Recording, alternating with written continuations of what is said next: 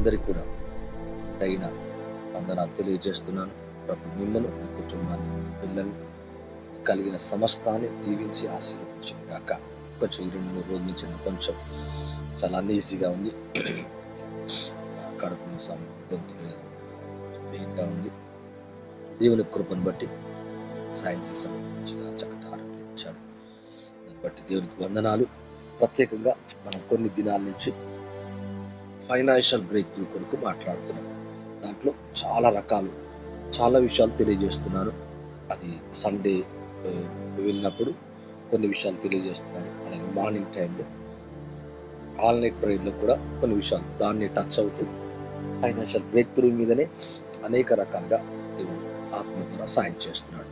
ఈ ఉదయకాల సమయంలో కూడా ఒక్కసారి అంటే గత ఏం చెప్పాను ఒక్కసారి అంటే కొన్ని మీకు టచ్ చేశాను, కొన్ని టచ్ చేయలేదు. దాంట్లో మెయిన్గా నేను ఈ ఫైనాన్షియల్ బ్రేక్ త్రూ మీద చర్చిలో మాత్రం ఒక 7 విషయాలు తీసుకున్నాను. ముఖ్యంగా ఒకటి ఏంటంటే దశమ భాగం, అలాగే ప్రథమ ఫలం, అలాగే కృతజ్ఞార్పణ, స్వేచ్ఛార్పణ, ప్రతిష్టార్పణ, మృక్కుబడి, అలాగే వర్ధిల్లుచున్న కొలది అని 7 విషయాలు చెప్పేశాను ఆల్రెడీ. అంటే ఒక ప్రతిష్టార్పణ మాత్రమే అక్కడ మిగిలిపోయింది. కంటిన్యూషన్ చేశాను. మీకు కూడా అంటే ఆల్ నైట్ ప్రేయర్లు కానీ లేదా మధ్యాహ్నం కానీ కొంచెం ఇందులో 4-5 నేను దాదాపుగా కంప్లీట్ చేశాను. అయితే ఉదయకాల సమయంలో దాంట్లోనే ఒక విషయాన్ని నేను తీసుకుంటున్నాను. ఫైనాన్షియల్ బ్రేక్ త్రూనే కొంచెం ముందుకు వెళ్తున్నాం మనం. ప్రభు చిత్తమైతే ప్రభు నడిపించేదాకా నేను అలా ముందుకెళ్తా ఉంటా, ఒక టాపిక్ మీద ముందుకెళ్తా ఉంటా. ఒకవేళ అది 2 నెలలు కావచ్చు, 3 నెలలు కావచ్చు. అలాగా వింటూ ఉన్నప్పుడు వినడం ద్వారా మనకు విశ్వాసం కలిగి నిశ్చయంగా దాని యొక్క ప్రతిఫలాన్ని, దాని యొక్క అనుభూతిని, లేదా దాని యొక్క మాధుర్యతను మనం చూస్తాం. చెట్టుకు మనం ఒక్కసారి నీరు పోస్తే అది ఫలించదు, లేదా చిగురించదు, లేదా పచ్చగా ఉండదు. నీరు పోస్తూ ఉండాలి. ఈ రోజు నీరు పోసాను, రేపు పోయాను, ఎల్లుండి పోయాను, ఆ నీరే కదా రోజు కదా అనుకోదు. రోజు పోస్తున్నప్పుడే ఆ చెట్టు చక్కగా చిగురిస్తుంది. మా ఇంట్లో కూడా మా ఈ యొక్క ఇంట్లో ఉన్నప్పుడు వెనకాల భాగంలో ఒక జామ చెట్టు మా భార్య తీసుకొచ్చి చెట్టు పెట్టింది. ముందు భాగంలో ఉంటే అక్కడెక్కడ దొరికితే తీసుకొచ్చి ఆకులు కావాలనేసి, పండ్లు కాకపోయినా కానీ ఆకులు అంటే తలకు పెట్టుకుంటే మంచిదని ఏదో ఉద్దేశంతో ఆ చెట్టు పెట్టింది. తీసుకొచ్చి పెట్టినప్పుడు ఆ చెట్టు ఒక చిన్న తొట్టి పెట్టి మట్టేసి ఆ చెట్టు అందులో పెట్టగానే అది ఎండిపోయింది. 2-3 రోజులు నీరు పోసాం, మంచి వేర్లతోనే పెట్టాం. ఎండిపోయింది అనేసి అలా అనిపించింది.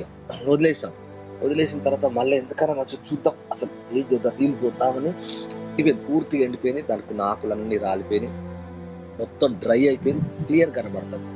అయినా రోజు నీళ్ళు పోసుకుంటూ వచ్చాం. అలా పోస్తుండగా మళ్ళా కాండం అంతా కూడా కొంచెం తేటగా, కొంచెం పచ్చగా, చివరి ఇక్కడ చిన్న చిగుర్లు వచ్చినాయి, తర్వాత ఆకులు వచ్చినాయి, మంచిగా అయిపోయింది. అంటే చూడండి ఎంత ఆ చిన్న చెట్టుతోనే మనకి ఎంత అనుభూతి కలుగుతుంది. అంటే అది ఎండిపోయిందని వదిలేయద్దు, లేకపోతే అది డ్రై అయిపోయిందని అక్కడ వదిలేసామనుకో, ఆ నీరు పోయటం ఆగిపోయాను అనుకో, అది నిజంగానే డ్రై అయిపోతుంది. అది దాన్ని తీసి అవతల పడేస్తాం. కానీ ఎండిపోయినా కానీ కంటిన్యూటీగా పోర్ అవుట్ చేయాలి. అంటే నీరును పోస్తూ ఉండాలి, ఆ వాటరింగ్ చేస్తుండాలి. అలాగే మన జీవితంలో ప్రాముఖ్యమైనది ప్రేయర్ ఎంత ప్రాముఖ్యమో, వర్డ్ ఆఫ్ గాడ్ ద్వారా కూడా మనం వాటరింగ్ అవుతున్నాం.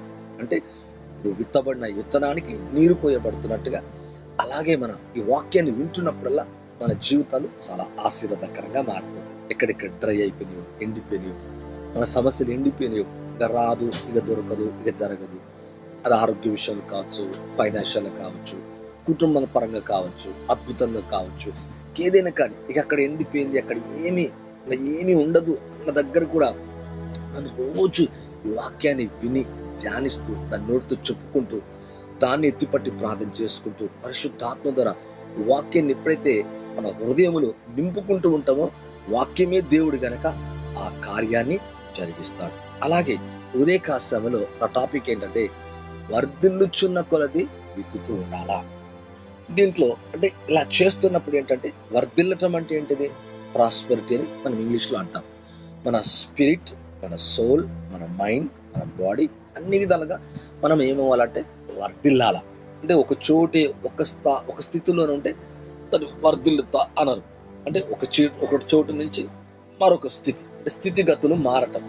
అంటే కొంచెమే ఉంది, కొంచెం పర్వాలేదు. నేను మొన్నటి దినాన్ని లాస్ట్ టైం కూడా ఆన్లైన్ ప్రేలో చెప్పాను.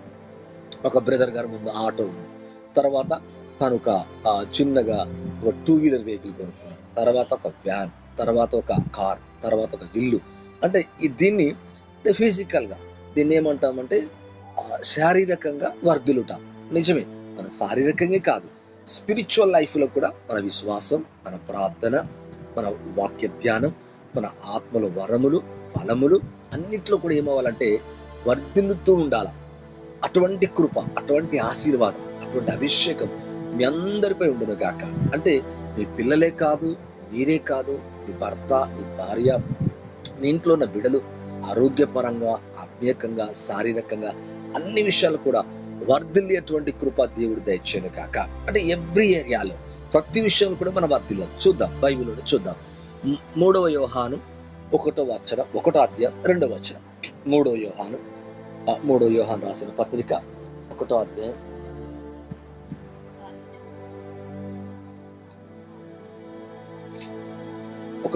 2వ వచనం. 3వ యోహాను రాసిన పత్రిక 1వ అధ్యాయం 2. మంచి స్పష్టంగా చదవాలి. ప్రియుడా, నీ ఆత్మ వర్ధిల్లుచున్న ప్రకారము నీవు అన్ని విషయములలోనూ వర్ధిల్లుచు సౌఖ్యంగా ఉండవలనని ప్రార్థించుచున్నాను. థ్యాంక్ యూ తల్లి, చాలా చక్కటి మాట. ఇక్కడ దేవుని యొక్క వాక్యం ఏముంటుందంటే, నేను కూడా తీస్తాను.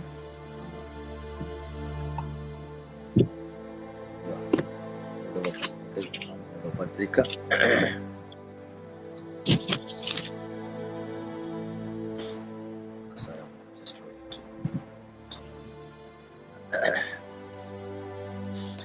యోహాను రాసిన 3వ పత్రిక 1వ అధ్యాయము 2వ వచనం.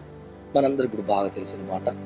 ప్రియుడా, నీ ఆత్మ వర్ధిల్లుచున్న ప్రకారం నువ్వు అన్ని విషయాలలో నువ్వు వర్ధిల్లుచు సౌఖ్యముగా ఉండవలనని ప్రార్థించుచున్నాను. యోహాను గారు రాస్తూ మరి తన సంఘానికి లేదా తనకున్న మరి ఎవరైతే లెటర్ పంపుతున్నాడో వారికి రాస్తున్నాడు. ప్రియుడా, నీ ఆత్మ వర్ధిల్లుచున్న ప్రకారం నీవు అన్ని విషయాలు వర్ధిల్లుచు సౌఖ్యముగా ఉండవలనని ప్రార్థించుచున్నాను. Beloved, I wish above all things that thou mayest prosper and be in health, even as thy soul prospereth.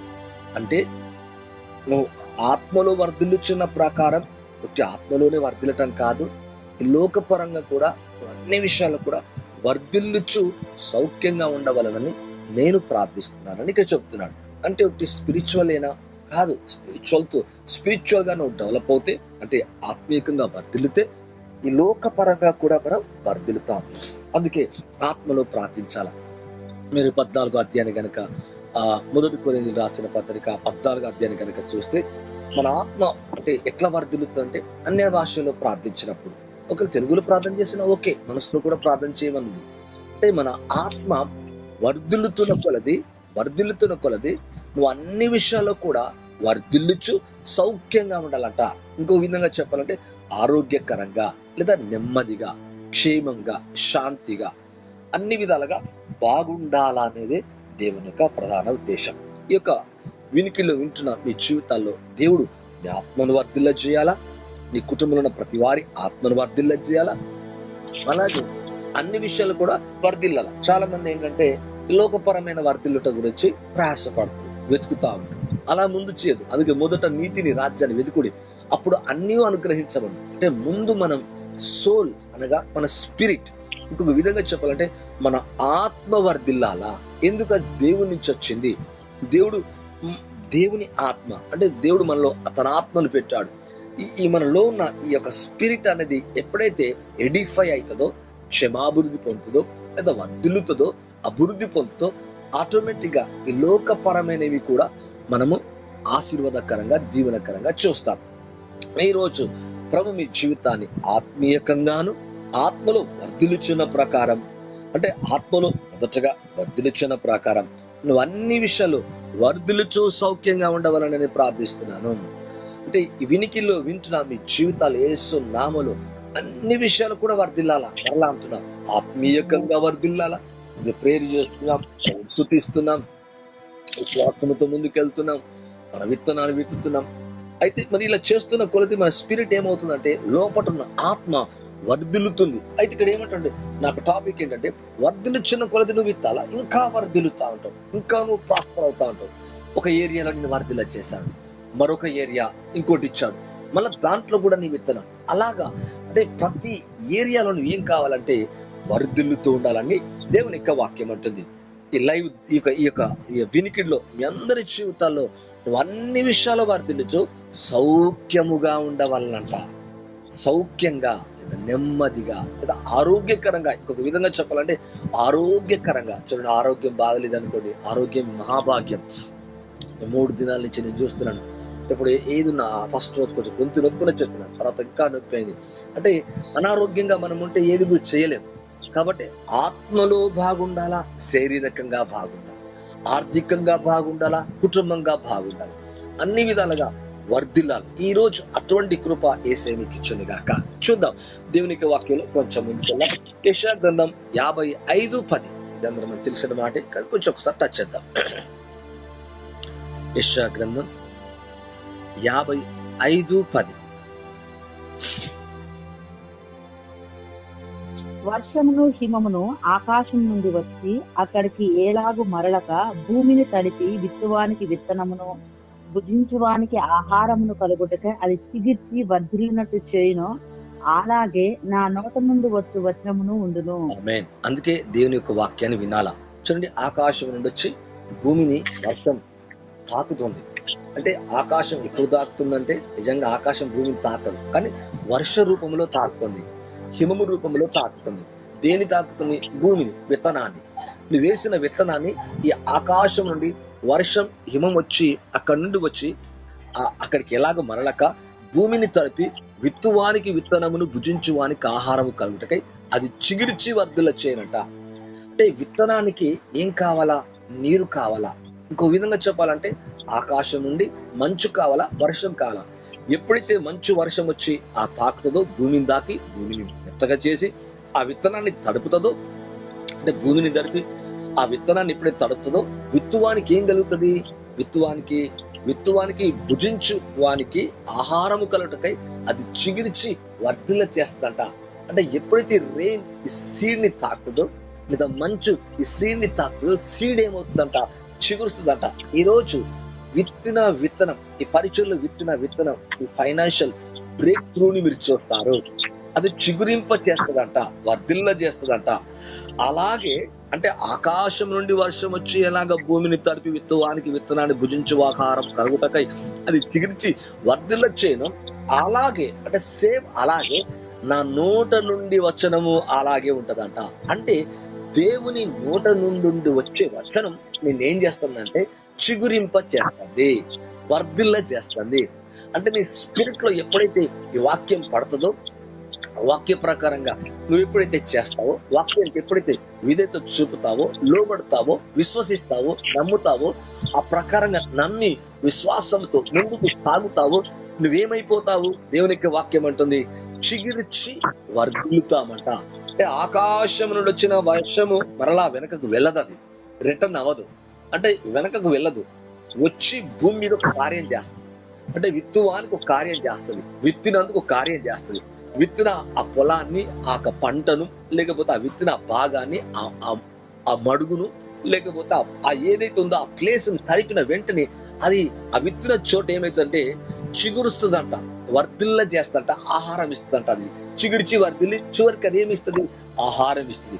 అలాగే నీ విత్తిన విత్తనం కూడా చిగురించబోతుంది, నీ విత్తిన విత్తనం కూడా వర్ధిల్ల చేయబోతుంది. అంటే దేవుని నోట నుంచి వచనం ఎలాగ పనిచేస్తుందో నీవు కూడా విత్తన విత్తనానికి దేవుడు నీరు పోసి, అంటే దేవుని ఆత్మ ద్వారా వర్షం ఆయన అభిషేకానికి గుర్తు, మంచు ఆయన అభిషేకానికి గుర్తు, వాక్యానికి గుర్తు, నీరు. అంటే ఎప్పుడైతే నీ ఆత్మలో ఈ మాటలు ఎప్పుడైతే లోపలికి వెళ్తాయో అవి నీ జీవితంలో ఏం చేస్తాయి? నేను చిగురింపజేస్తాయి. అందుకే నా నోట నుండి వచ్చు వచనం అలాగే ఉంటది, మరలక ఏదో ఒక కార్యం చేస్తుందంట. ఈ వినికిలో వింటున్న మీ జీవితంలో గొప్ప కార్యము చూసుదు గాక. అద్భుత కార్యము చూచదువు గాక.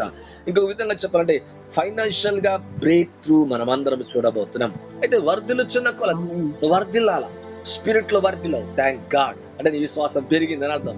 నువ్వు కార్యం చేస్తున్నావంటే నీ విశ్వాసం పెరిగింది, పెంచుకుంటున్నావంటే నీ విశ్వాసం పెరిగింది. నువ్వు ఇంకా బాధల్లో కష్టాల్లో ఉండి కూడా వెనకాడకుండా ముందుకు అలాగే వెళ్తున్నావా, తప్పక ఒక దినాన ఫైనాన్షియల్ గా బ్రేక్ త్రూ చూస్తాం ఖచ్చితం. ఎందుకంటే నా నోట నుండి వచనం అది ఊరికే మరలదు, ఏదో కార్యం చేస్తుందంట. అలాగే విత్తిన విత్తనానికి ఒక కార్యము దేవుడు చేయబోతున్నాడు. చూద్దామండి. సామెతల గ్రంథం 28వ అధ్యాయము 20వ వచనం చూద్దాం. చాలా మంచి విషయాలు ఉన్నాయి, ముందుకు వెళ్దాం. సామెతల గ్రంథం 28:25. పేరాస గలవాడు కలహము రేపును, యెహోవా యందు నమ్మకం ఉంచువాడు వర్ధిల్లును. ఆమేన్. ఇక్కడ చూస్తే పేరాశ గలవాడు, దురాశ గలవాడు, పేరాశ గల కలహము రేపును, యెహోవా యందు నమ్మకం ఉంచువాడు. అంటే నువ్వు విత్తినావు ప్రభా, నమ్మకం ఉంచావు, తప్పక నీ జీవితాన్ని ఏం చేస్తారంట, వర్ధిల్ల చేస్తారంట. అవును, నువ్వు వర్ధిల్లాలా. నువ్వు దేంట్లో వర్ధిల్లాలా? మొదటగా దేంట్లో వర్ధిల్లాలా? స్పిరిట్ లోనే, అంటే ఆత్మలో వర్ధిల్లాలా. మొట్టమొదట మన కాన్సన్ట్రేషన్ దేని మీద ఉండాలా? ఆత్మలో వర్ధిల్లాలా. అప్పుడు బాహ్యంగా అంటే కుటుంబంగా, పిల్లల జీవితంలో, మరి స్టడీస్ లో, లేదా చేతి పనులలో, మనం చేస్తున్న దాంట్లో ప్రతి దాంట్లో వర్ధిల్లుతాం. అంటే దేవుని యందు నమ్మకం ఉంచిన వాడు తప్పక వర్ధిల్లుతాడు. పరిస్థితులు ఎలాగైనా ఉండని, కష్టాలైనా ఉండని, ఎన్ని ఇబ్బందులైనా కలగని, నీ నమ్మిక దేవుని మీద ఉంది గనక తప్పక వర్ధిల్ల చేస్తాడు. చూద్దాం. కీర్తన గ్రంథం 122:6. కొంచెం ముందుకెళ్తుంటే మీకు అండర్స్టాండ్ అవుతూ ఉంటది. 122:6. యెరూషలేము యొక్క క్షేమము కొరకు ప్రార్థన చేయుడి. యెరూషలేమా, నిన్ను ప్రేమించువారు వర్ధిల్లుదురు. చాలా చక్కటి మాట అండి. అందుకే ఉదయకాలం లెగ్గానే ఒక్కసారి మనం అంటాం, యెరూషలేము క్షేమం కొరకు ప్రార్థన చేయాలా. చాలా మంది యెరూషలేము క్షేమం కొరకు ప్రార్థన చేసినప్పుడు అది మన క్షేమం అంట. అందుకే అన్ని దేశాల కోసం ప్రార్థించడం వేరే, యెరూషలేము కొరకు ప్రార్థన చేయడం వేరే. అది ఆయన పట్టణం, మహారాజు పట్టణం, దాని కొరకు ప్రార్థన చేయాలట. యెరూషలేము యొక్క క్షేమం కొరకు ప్రార్థన చేయడి. యెరూషలేమా, నిన్ను ప్రేమించు వారు ఏమవుతారు? వర్ధిల్లుతారు. చూడండి, ఆ దేశాన్ని ప్రేమించి మరి ఆ దేశం మీద యుద్ధము రాకుండా, మరి చాలా అనవసరంగా యుద్ధాలు చేయదు ఆ దేశం. వారి మీదకి వచ్చి వారికి ఏదైనా హాని చేస్తే తప్ప మరి ఎంత మాత్రం కూడా వేరే దేశం మీద ఊరికే వెళ్ళదు. అందుకే యెరూషలేము యొక్క క్షేమంకు దాని చుట్టూ అంత శత్రువులే ఉన్నారు. అందుకే ఆ శత్రువులు ఎప్పుడు ఎవరు ఏం చేస్తారో తెలియదు. ఏ టైం, ఏ నైట్, ఏ పగలు, ఏ మధ్యాహ్నం, ఏ టైం ఎట్లుంటుందో వాళ్ళకి తెలియదు. కనుక వాళ్ళు చుట్టూ చాలా జాగ్రత్తగా ఉంటారు. యెరూషలేము యొక్క క్షేమం కొరకు ప్రార్థించేది. చుట్టూ ముట్టడేసి ఉన్నారు, కానీ దేవుడు కనుపాప వలె వాళ్ళని కాపాడుతున్నాడు. యెరూషలేమా, నిన్ను ప్రేమించు వారు వర్ధిల్లుదురు. ఇంకొక విధంగా చెప్పాలంటే దాని క్షేమం కోరి మనం ఏం చేయాలా? ప్రార్థించాలా. మన చుట్టూ ఎంత శత్రువులైనా ఉండని, ఎన్ని వ్యతిరేక శక్తులైనా ఉండని, కానీ మనం మాత్రం ఏమవుతాం? వర్ధిల్లుతూనే ఉంటాము. ఎందుకు? దేవుని ప్రేమిస్తున్నాం, దేవుని ఘనపరుస్తున్నాం, దేవుని స్తుతిస్తున్నాం, మన విత్తనాన్ని విత్తుకుంటూ ముందుకెళ్తున్నాం. కనుక తప్పక ఫైనాన్షియల్ గా, స్పిరిచువల్ గా బ్రేక్ త్రూ యేసునామములో చూచుదుము గాక. అటువంటి స్పిరిట్, అటువంటి అనాయింటింగ్ యేసునామములో నీపై నాపై వచ్చును గాక. ఇదే కీర్తన గ్రంథం 92వ అధ్యాయం 13వ వచనం. ఓకే, చూద్దాం. కీర్తన 92:13. యెహోవా మందిరంలో నాటబడిన వారై వారు మన దేవుని ఆవరణంలో వర్ధిల్లుదురు. ఆమేన్. యెహోవా మందిరములో నాటబడిన వారై వారు మన, చాలా మంది ఏంటంటే నాటబడరు. అంటే నాటబట్టబట్టే ఓకే, ఒక చెట్టును చూడండి, ఇందా చెప్పాను కదా, దాన్ని నాటి మళ్ళా తీసి మరొక తొట్టులో పెట్టి మళ్ళా దాన్ని లాగేసి మరొక తొట్టులో పెట్టామనుకోండి, అది ఆటోమేటిక్ గా డ్రై అయిపోయి ఎండిపోయి అది పాడైపోతుంది. కానీ ఒక్క చోట నాటబడి ఉంటే అది తప్పక చిగురిస్తుంది, అది తప్పక ఫలిస్తుంది. అలాగే యెహోవా మందిరములో నాటబడిన వారై మనమందరం కూడా నాటబడాలా. అవును, దేవుని యొక్క సన్నిధిలో నాటబడాలా. నాటబడటం అంటే అర్థం ఏంటంటే మనం కదలొద్దని అర్థం. దాని అర్థం ఏంటంటే స్థిరంగా ఉండాలా, బలంగా ఉండాలా, అట్లాగే ఉండాలా. ఒక సావాసంలో కానీ, ఒక వాక్య ధ్యానములో కానీ, ప్రార్థనలో కానీ, అంటే ఎప్పుడైతే దేవుని మందిరములో నాటబడతామో వారు దేవుని ఆవరణములో వర్ధిల్లుదురు. అంటే దేవుని ఆవరణములో ఏముంటది?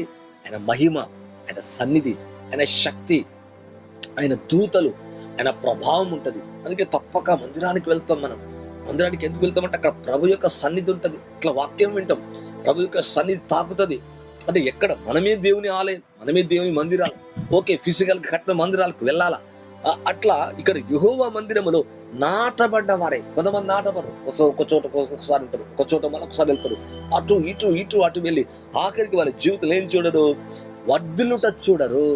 అంటే వాళ్ళ ఫెయిత్ గ్రోత్ అవ్వదు, వాళ్ళ విశ్వాసం పెరగదు, విశ్వాసం సన్నగిల్లిపోయి ఆ సమస్యలకు ఆ కష్టాలకు దేవుడు లేడు, ఏమి లేడని వారు విశ్వాసాన్ని కోల్పోయి విశ్వాస విషయంలో చాలా వెనుదీసిన వారిగా ఉంటారు. భ్రష్టులు అయిపోతారు, కొంతమంది అయితే బలహీనులు అయిపోతారు, కొంతమంది దేవుడు లేడు ఏమి లేడని దేవుని విడిచిపెడతారు. కానీ వారు మన దేవుని ఆవరణములో వర్ధిల్లుతారంట. వారి ప్రభు మిమ్మును మీ కుటుంబాన్ని దేవుని ఆవరణములోనే ఉంచి మిమ్మల్ని వర్ధిల్లచేయును గాక.